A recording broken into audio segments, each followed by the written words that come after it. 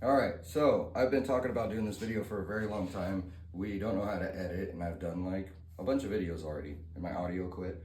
But anyway, so this video I've been talking about doing for a very long time. Never got around doing it because I'm nervous, whatever. But anyways, so this is my somewhat tube bending video. Finnegan actually did a video, and it was a good video. I highly recommend watching that video. I'm a very big fan of Finnegan, and I hope Finnegan might learn a little tiny bit on this one from me. So he did the tube bending video, and he takes piece tubing, and it's like a 1 inch. He's building like a grab bar or whatever it was. And you mark, your straight piece of tubing every inch, whatever. I use like these pieces of tubing to draw my lines. So the easier way to go about this is to know this mathematical equation. So this 0.017453 times the radius of the bend times the degree of the bend gives you the amount of tubing that the bend is going to take up.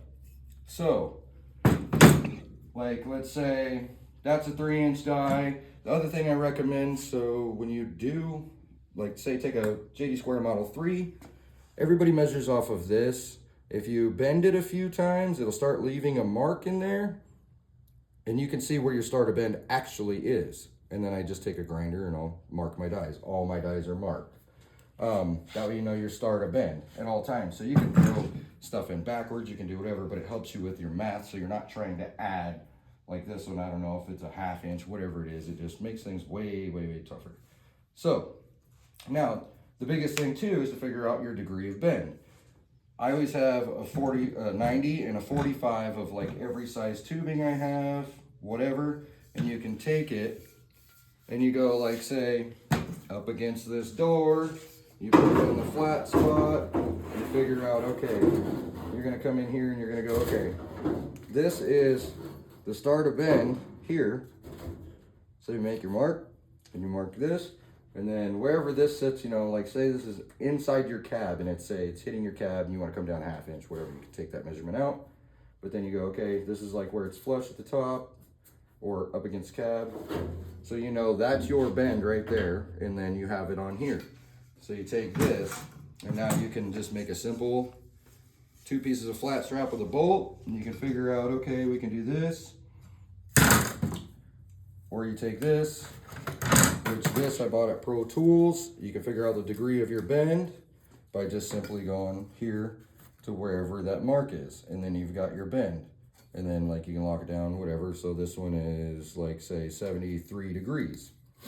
So this way is a lot easier. It shortens up time. Like the way Finnegan does it works perfectly great. I built the San Lemo Baja Junior, the very first one. I built it exactly how Finnegan shows you in that video. I had a fiberglass body over a chassis jig. I only wasted like 30 inches of tubing. I built the entire truck doing it the way Finnegan shows. But I was like, man, that was such a headache, and drawing lines and making marks and trying to do all the math. It just made it so much harder. And then I figured out that if I just do this equation and I can figure it out with this or this and this is at Harbor Freight for $5. If you make one of these, you can order this. I ordered it like Pro Tools like 20 years ago. But you figure out your 73 degrees. So with the 73 degrees, like say my 1 3/4 is a 6.5 inch die. So we come in here, we go 0.017453 times 6.5 times 73 degrees. That bend is going to take up 8.28 inches. So if you draw this out on a table, you're going to say, I'm going to go, let's see, let's get rid of this. So we're going to take, say my 1 inch. It's a 3-inch die. So this is kind of how Finnegan did it. But let's say we're going to do, we want this bar, let's say we're going to do 16 inches outside to outside of the tube. Or you can do center of tube. Like if you're going to a tube, so we'll just say you're going on 2 tubes. Let's say you've got 2 tubes and they're 16 inches center to center apart. And you want this bar to hit directly on a 16-inch tube. So you want 16 inches, center of center. Now you're going to add whatever half the size of the tubing is after that. If you're going to go outside to outside, you're going to take half off. If you're going to go inside to inside, like this is 1 inch tube, so it'll be 1/2 inch in.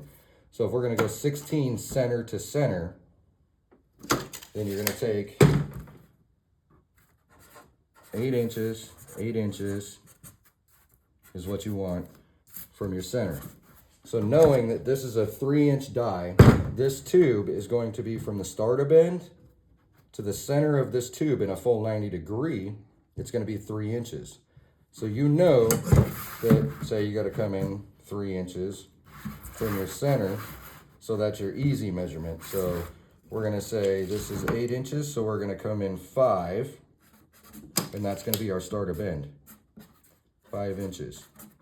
And then you know that you're going to be out here, and then that's how you figure out your width. But then you're like, okay, well, how much tubing does this take if I draw a straight line? We'll say a straight line. We're going to go center, and then we know we need 5 inches to start a bend. We'll put it here, 5 inches, and 5 inches. So that is going to be the start of our bend in order to get where we want on a 90. So now we need to know what a 90 is and how much tubing that's going to take. So we go 0.017453 times 3 inches radius of die times 90 degrees equals 4.71. So that's just short of 4 3/4, little over 4 5/8. It's like a 16th. You just gotta get real close. But then you know that's your measurement. And then whatever so you take a pipe like this, you can find your end of bend, and then, or you can draw it on before you bend it, whatever. But then you know where your end of bend is. So now you know, okay, so I want my tube to be distance off the other pipe, you know, X amount, whatever, and you can account for a little notch like that, which that notch is probably like not even a 1/4 inch, it's tiny. So you account for that and you go, okay, I want to be off that bar so far, and then you know you've already got your end of bend, so you're like, okay, I want to be 3 inches, and then I got to do a 1/4 inch notch, so we'll do 3 1/4. So then on your other end you add 3 1/4.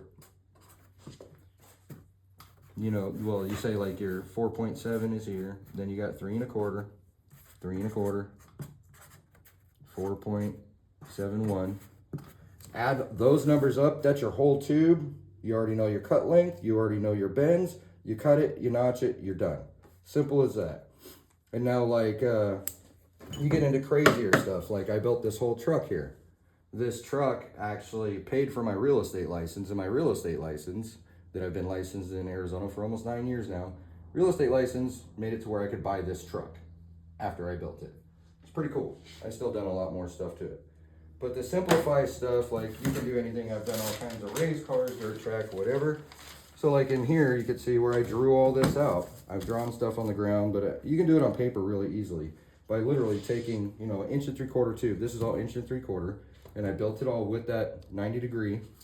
And you go in and you just put it in the car and you mark and you figure out where it's going to be. You mark your tube wherever the tube's going to hit the car. Like you can space off, like I said, subtract numbers to give like a 1/4 inch gap, 1/2 inch gap. I see cars all the time where it's like the bar is 2 inches off and it's the angles are in the wrong spot, and it makes absolutely no sense when you just take little bars and you could do it perfect. And you draw this out, and like in here, this one, it's a 55 degree bend. It takes up 6 1/4 inches. I came off the center of the roof of the car, or inside of the car, 17 1/2 to my start of bend. I figured out where the tube hit where I wanted to. I marked the tube and I marked the car, and then I went, okay, there's my bend. And then I figured out, you know, with my protractor and stuff, that's the degree of the angle. Of course, when you bend it, you know, gotta add your couple degrees. Then I go down and I figure out where I want my next bend. And I put the tube up there. Like this one, I use like a 45 degree tube. It come out to be, it's 30 degrees. This is a Delta 88. So I did the whole main hoop. This whole main hoop for a Delta 88 is 130.5 inches. And I bent the whole thing single shot. Now you come in here, here's Delta 88. I've got tons of cars in there, but this is a dirt track car.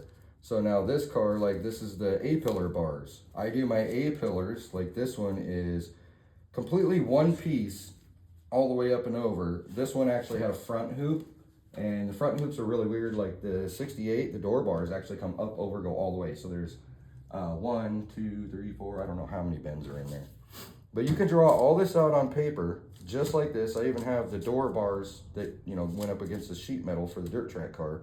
You can draw all this out super easily with just simple math. It's really just simple, and just do the equation. Buy simple tools if you don't have this. And all this can be built. I did it all, like I said, manual JD Square, Model 3. I have built multiple sand cars, drag cars, sand cars, almost every sand limo car that I built back in 2008 to 2011, whenever it was I was there. All those cars, Model 3, JD Square. Simple, easy. But that's my video I've been waiting on to do forever, and that's all for today.